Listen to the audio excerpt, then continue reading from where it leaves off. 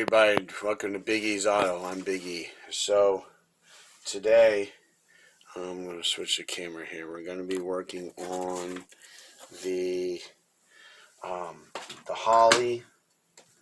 It's an Holley 1850 carburetor, 600 CFM with vacuum secondaries. I was doing a basic rebuild on it, just replacing gaskets, replacing the diaphragm for the power valve. I'm going to replace the bowl gaskets as well. But what I want to do, what I wanted to show you guys is the vacuum secondaries. Okay. Believe it or not, you can mechanical secondaries. They actually make a adjustable linkage for the secondaries, where you can actually adjust. You take the bottom plate off, much like what I did here, taking the bottom plate off, so that way you can see the butterflies that are in the carburetor, and then you can adjust from there with that linkage. You can adjust. Well, that's great, but for vacuum secondaries, it's different. So they have springs, different springs you can put in the diaphragm. Jegs. I don't know, can you see the part number? Looks like 15. I'll read the part number. It's 15. Oh, I need glasses. Shit, I can't really see that well. Looks like 150292 is the part number. So basically what this kit is, it's different springs. I dropped one. And they're color coded. Like this one's a natural color, this one's a yellow, this one's white. They all mean different things. Now, it's going to give you the paperwork that comes in it. It's going to tell you the color, and they don't actually give you spring pressure, but they say they have the medium. Light, which is the long yellow, lighter, which is the short yellow, and white, which is the lightest, which I don't think we're going to go with that one. That's the idea is, yeah, you want the secondaries to open a little quicker, but you don't want where it's dumping fuel where it causes the car to stumble and hesitate. If you do this and it does that, you have to go to the next higher pressure spring. So let's say, for argument's sake, let's say you put the white spring in, which is the lightest spring. So you rebuild the carburetor, whatever, or if you're just going to swap that out, you just do that. You drive the car, you dump it, and it's stumbling all over the place. Then what you want to do is maybe go up to the short yellow. If it still does it, go to the long yellow spring. Okay, so it's a bit of a learning curve. There's a purple spring. They call it the medium. Basically, what I read was that's kind of like zero, or like a neutral spring. A lot of people, what they say is you can start with the purple and work down, either until it hesitates and then work back up, or however you want to do it. I'm not going to bother putting the purple in. I'm thinking I might go with the short yellow one, which is the lighter spring. Not the light spring, but the lighter spring. I'm going to try that. If it's wrong, then I got to take it apart. So that's what we're doing here today. Like I said, I'm going to move this down here for you, and hopefully you can see what I'm doing here. So here's where your vacuum secondary is located. I have a manual choke. Now, there's screws. My lighting isn't very good here. Let me see if I can move my light around for you.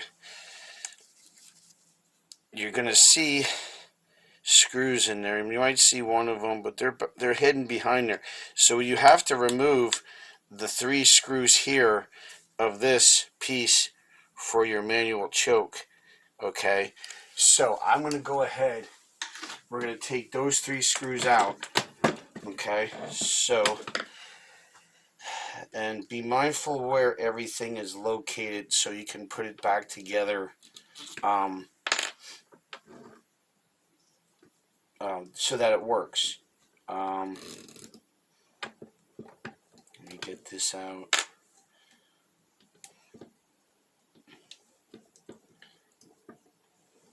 Okay, so now this lifts out. You see it has a pin that moves when you move the thing. That actually moves your choke.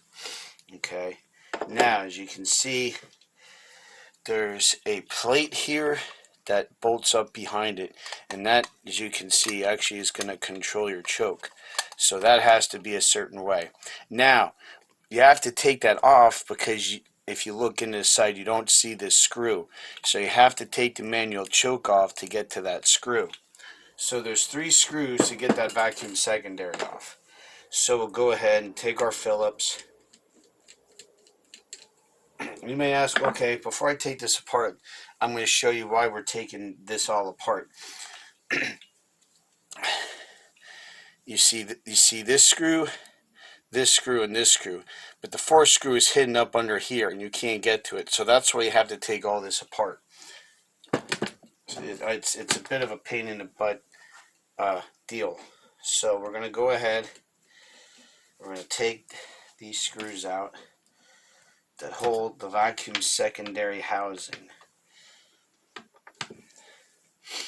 and we're hoping that the diaphragm that's in here is in good shape as well, that we don't have to replace that as well.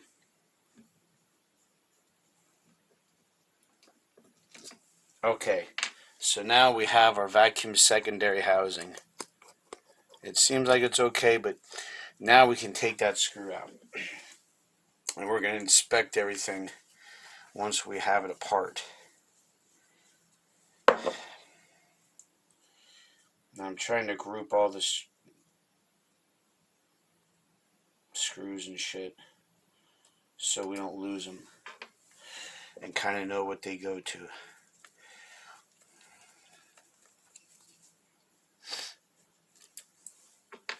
Okay, so this holds the cable for your manual choke. So make sure. All right, so what you want to look for is, okay, so this points this way, and this will bolt up to there, so you know how to put it back together, just to make a mental note. Not that, you get confused, or when you put it back together, you forget. At least I do. I forget where I'm at sometimes. All right, so we have that all together. Now we're going to go ahead. We're going to try and pop this top off if we can, which it might not pop off so well because, again, who knows how old this carburetor really is. And I hate to really get in there with anything heavy duty. Let me see if I can split this, and when I come back, we're going to go ahead and take a look at this. Alright guys, so we got the top off of there. This was this, basically pop off the top. This spring, you got to watch, is going to come flying out at you. And here's the diaphragm that's in there. This is what actually actuates your secondaries. So we're going to take a look in there. Let's make sure it's clean. Nothing dirt, anything in there. Take a look at this. Make sure any tears, holes, obvious stuff. I don't like how it looked when I took it apart, in that I don't like these here, these ears. They weren't really holding that well, so what we're going to have to do is figure out a way to get those to hold when we put it back together. So, what we're going to do now is, I hate to say it this way, but kind of, we're going to try and figure out what kind of spring to use. So I think what we're going to do is, I'm going to try and feel, this feels I wish I had something that actually tests the pressure. I mean, other than trying to do it by feel. I'm kind of, to be perfectly honest with you guys, I'm kind of between the two yellow springs, which would be the lighter and the light spring. Not the lightest spring, because I just don't want, I don't want to go too much. But yet, the purple, I think I probably wouldn't notice any kind of a change. And of course, you know, when they package this stuff, everything's all inner. Uh, you know how springs are. I mean, I'm sure a lot of you probably had a slinky or something growing up. Know how much of a pain in the arse that was. So, bear with me here until I figure out how to get this all discombobulated. Okay, so there's the longer spring. Alright, so we're going to go ahead. I hate to say this, but it doesn't look like I have the long spring. These look the same. The two yellow ones, I mean, maybe I'm wrong here, but I'll have you guys check these out. These look kind of the same to me, right?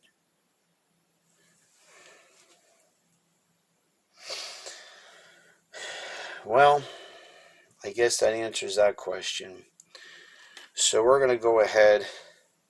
We're going to use the yellow spring. So we're going to go ahead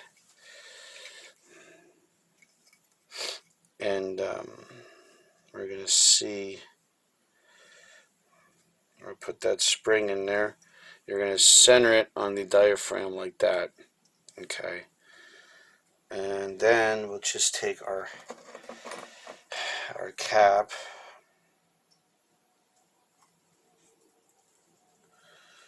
Make sure we have gasket everywhere, or the rubber part holding it, so that way it does what it's supposed to do.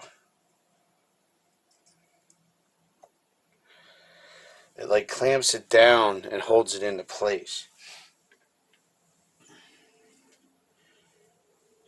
So go ahead and put the screws in, if you will.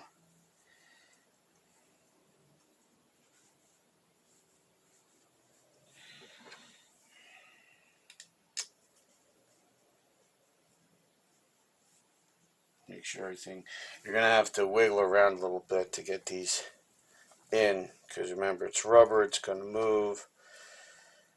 Anytime you have a gasket or rubber diaphragms and shit like that, it's a pain in the arse.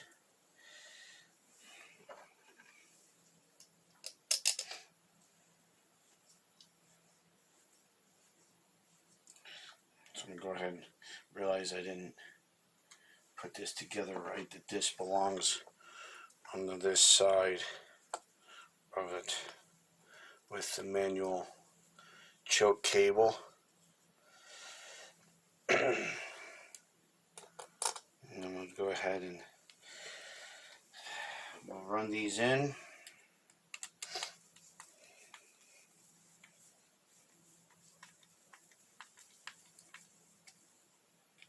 Now I like to tighten it in an X. I don't know if it really matters, but I don't know. It's just kind of what I do. Try and make it even.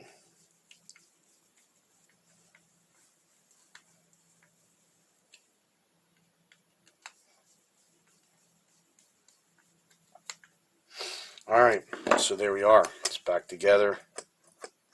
Wait, that is kind of light. But that's what we want.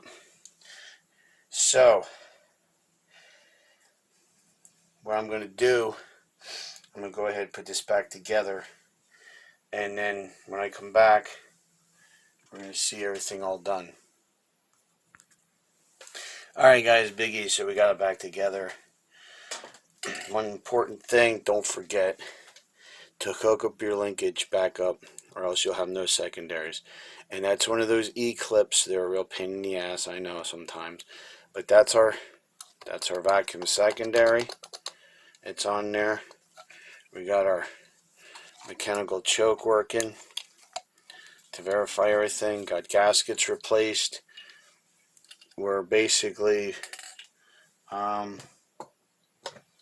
cleaned up. We're actually at the point where we're ready to install this back on a Corvette. I'm going to go ahead and I'm going to do probably another video of just a driving video just to see how it is.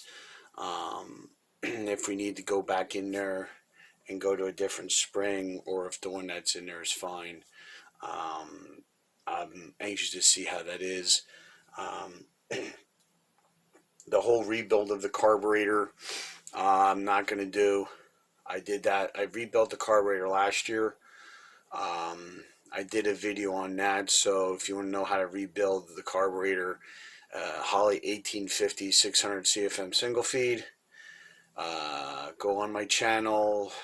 About a year ago, I think I did it. I did a video then. This video, I just want to show that you can tune vacuum secondaries. To me, it's not as precise as the mechanical secondaries, but a lot of stuff runs vacuum, so you have to buy the spring kit. They're like 15 bucks worth of different springs, and you kind of have to just try them out and make an educated guess. So anyway, hopefully you learned something. I know I'm constantly learning stuff. Hope it helps you guys out. So if you enjoyed it, please like and subscribe. Hit the notification button. Hit or leave a comment if you have a way of figuring out which spring. I'm kind of guessing here, to be perfectly honest with you. Taking an educated guess here. So anyway, like and subscribe. Watch out for each other. Take care of each other. We'll see you next time right here on Big E's. Bye for now.